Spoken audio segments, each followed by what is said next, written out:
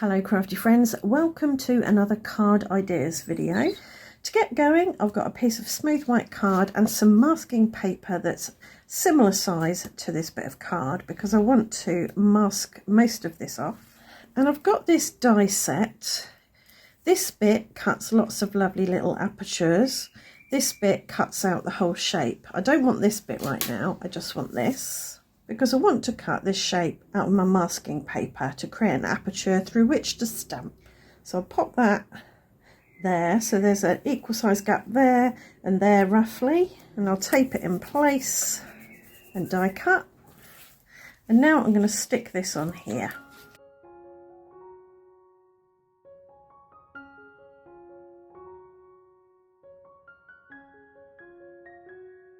I'll make sure that's pressed down really well. I've got a big rubber stamp here that's got a map pattern on it. I'm going to ink this up with chipped sapphire distress oxide, so a nice deep indigo colour, and I'm going to put that on there. I'll give it a good press down in the area where that aperture in the masking paper is to transfer the image. I'm going to give this a really good blast with my hairdryer. This will dry the ink, but it will also soften the adhesive on the back of the masking paper and make it easier to remove.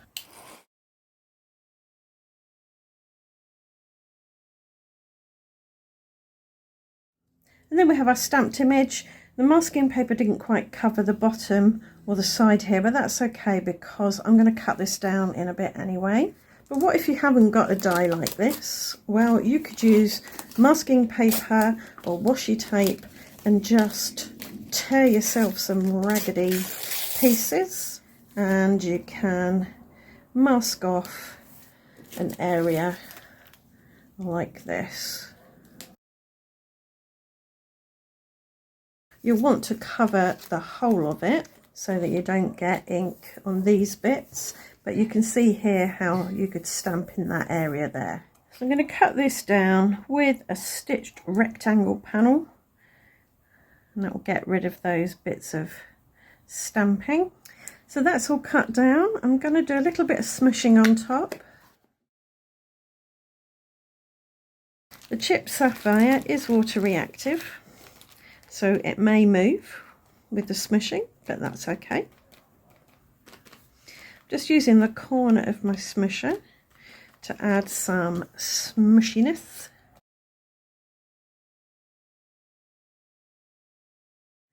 I'll also pick up some of that and splatter it on. Spread out that colour and that energy.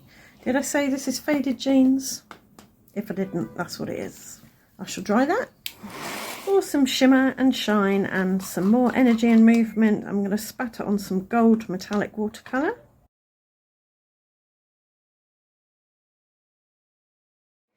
And I'll dry that again.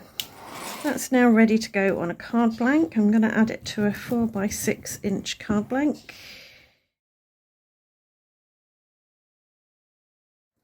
And while my brain's percolating on what to do next, I'm going to take this rubber stamp. I haven't cleaned it. I'll mist it with water. Take another piece of smooth white card and just pop that on there. Put a bit of scrap paper on just so I can keep my fingers clean and press it down. That should give me a nice watery impression. And that's the start of another background. Let's see if there's any left on there.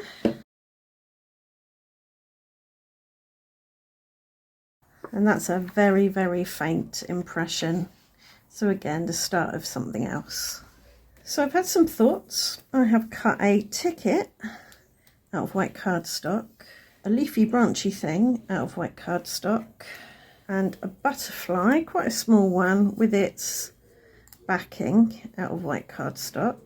So I've got the back butterfly. I'm going to colour that with chipped sapphire. Just applying an even coat with my finger dauber. I'll probably chop off the antenna on that level. And this, the front bit, the frilly bit, I'm going to paint with that same gold that I spattered on.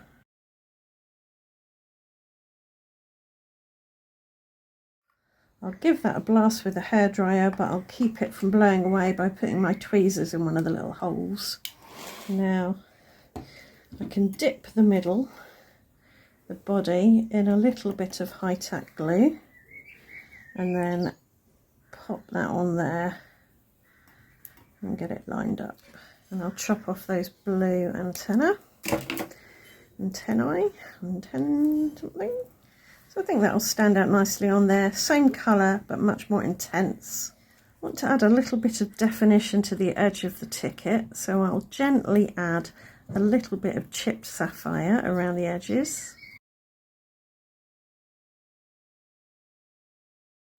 And I was wondering about introducing another colour to colour the leaves, but I don't think I will.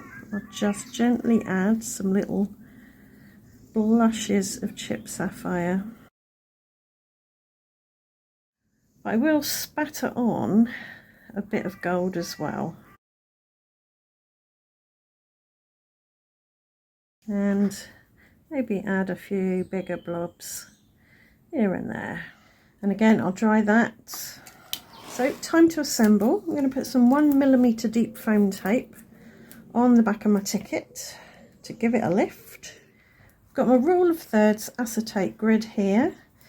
I want to put my ticket around this area, this sweet spot, and I've got my T-square ruler to help me keep it straight. So this is going to need a bit of glue around its middle where it's going to touch the ticket, like that. And I'll put some glue on the back of the butterfly and that can sit there. For my sentiment, I've got one of my print and cut pieces here. It says "Thankful for you" in a grungy typewriter font, and I cut it out with a stitched rectangle die. And I'm going to put that diagonally opposite everything in that corner. And to give the butterfly a body, I'm going to use pale gold Nouveau drops and just add them a drop at a time from the head to the tail. It's a different gold, but that's absolutely fine. And so that that different gold makes some kind of sense, I'm going to add drops here and there. And I'm going to call that one done. Very happy with it. Love the map in the background, the smushiness, the energy, the shimmer and shine, and the strong contrast that this butterfly has with everything else. It really draws the eye. I hope you've enjoyed today's video. I hope you found it useful, and I hope to see you back here very soon for another video. Thanks for watching. Bye for now.